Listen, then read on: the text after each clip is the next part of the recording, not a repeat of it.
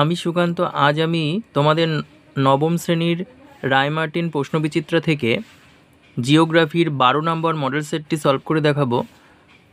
তো চলো শুরু করা যাক। দেখো, সেকেন্ড ইউনিট টেস্ট 12 নম্বর মডেল সেট। দেখো, 1 নম্বর, কোনো স্থান ও তার প্রতিভা স্থানের মধ্যে সময়ের পার্থক্য 12 ঘন্টা। 2 নম্বর, ভূমি বরফ মুক্তের কারণে চাপ মুক্ত হলে সৃষ্ট আলোড়ন হলো সমস্থিতিক। তারপর দেখো, মাথার ওপর 3 নম্বর, মাথার ওপর ধ্রুবতারাকে দেখা যায় সুমেরু বিন্দুতে। 4 নম্বর, ভারতের বাঘেলখণ্ড ও বুন্দেলখণ্ড হলো ব্যবচ্ছিন্ন মালভূমি। 5 নম্বর, পশ্চিমবঙ্গ ও নেপাল সীমানায় অবস্থিত শৈলশিরা হলো সিঙ্গালীলা। 6 নম্বর, শিলাবতী ও দ্বারকেশ্বর নদীর মিলিত প্রবাহ হচ্ছে রূপনারায়ণ। 7 নম্বর, শিলা আবহবিকারগ্রস্ত হলে পদার্থের একই স্থানে থাকে, পদার্থ একই স্থানে থাকে। আচ্ছা, তারপরে 2 1 নম্বর, দাঘ্রিমাগুলি পৃথিবীর কেন্দ্রে 90 ডিগ্রি কোণ উৎপন্ন করে। আচ্ছা, 2 নম্বর, তুরানের নিম্নভূমি একটি অবনত সমভূমির উদাহরণ। 3 নম্বর, মাথাভাঙা ও জলঙ্গি ভাগীরথী হুগলি নদী থেকে উৎপন্ন হয়েছে। আচ্ছা, বি নাম্বার, শুদ্ধ অশুদ্ধ নির্বাচন করো। দেখো, 1 নম্বর, পুঞ্জিত স্খলন আবহবিকারও নয়, ক্ষয়ীভবনও নয়, শুদ্ধ। 2 নম্বর, মূল মধ্যরেখা থেকে দ্রাঘিমা গণনা করা হয়, শুদ্ধ।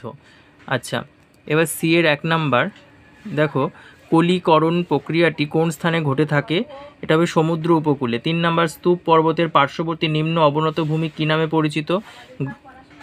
এটা গ্রস্ত উপত্যকা নামে পরিচিত। গ্রস্ত উপত্যকা নামে। 2 নম্বর দেখো, মুর্শিদাবাদ জেলাটি পশ্চিমের কোন বিভাগের অন্তর্গত? মালদা বিভাগের অন্তর্গত। আচ্ছা, 2 বললাম, 3 বলা হয়েছে। এবার দেখো, 3 1 নম্বর, ক্রোনোমিটার কি? রায়মার্টিন সহায়িকা বইয়ের পেজ নাম্বার দেওয়া আছে, পাশে টুকে নাও। টেরারোসা কাকে বলে? পাশে লিখে নাও। পেজ নাম্বার দেওয়া আছে। পশ্চিমী ঝঞ্ঝা কি? পাশে দেওয়া আছে। পৃষ্ঠা নাম্বার, বিদার অগ্নুৎপাত কাকে বলে? এটাও দেওয়া আছে 150 পেজের 19 নম্বর কোশ্চেন রায়মার্টিন সহায়িকা বইয়ে। এছাড়াও বিদার অগ্নুদ্গমের সংজ্ঞা পাশে দেওয়া আছে। ভূপৃষ্ঠের কোনো ফাটল বা দুর্বল স্থান বরাবর উত্তপ্ত গলিত পদার্থ বা ম্যাগমা কোনো রকম বিস্ফোরণ ছাড়াই লাভা আকারে বেরিয়ে আসে, এই প্রকার অগ্নুদ্গমকে বিদার অগ্নুদ্গম বলে বা বিদার অগ্নুৎপাত বলে। আচ্ছা, এবার দেখো, 4 1 2 3 4 সব পৃষ্ঠা নাম্বার দেওয়া আছে রায়মার্টিন সহায়িকা বইয়ের। কিন্তু 2 নম্বর দেখো, অবরোহণ, আরোহণ ও অবরোহণ প্রক্রিয়ার 3টি পার্থক্য লেখো। এটা বলে দিচ্ছি খাতায়। দেখো, খাতায় লেখা আছে আরোহণ ও অবরোহণ প্রক্রিয়ার পার্থক্য। দেখো, 1 নম্বর, আরোহণ প্রক্রিয়ায় ক্ষয়জাত পদার্থ ভূপৃষ্ঠের নিচু অংশে সঞ্চিত হয় এবং উচ্চতা বৃদ্ধি করে। আর অবরোহণ প্রক্রিয়া, 1 নম্বর, অবরোহণ প্রক্রিয়ায় ভূপৃষ্ঠস্থ উঁচু ভূমিভাগের উচ্চতা ক্রমশ হ্রাস পায়। আচ্ছা, 2 নম্বর, আরোহণ ঘটে থাকে নদীর মৃদু ঢালু অংশে ও প্লাবনভূমিতে। আচ্ছা, এখানে দেখো, অবরোহণ ঘটে থাকে নদীর খাড়া ঢালু অংশে। 3 নম্বর, আরোহণের ফলে সমতল ভূমি গঠিত হয়। আর এখানে দেখো, অবরোহণের ফলে উত্তল ও অবতল ঢাল তৈরি হয়।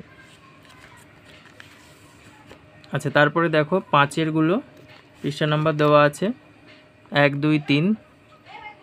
প্রথমটা দেখো, রায়মার্টিন সহায়িকা বই 319 পেজ, 23 নম্বর কোশ্চেন। পরেরটা অঙ্ক। তারপরে দেখো, 3 নম্বর, পশ্চিমবঙ্গের উত্তরের পার্বত্য অঞ্চলের ভূপ্রকৃতির সংক্ষিপ্ত বিবরণ দাও।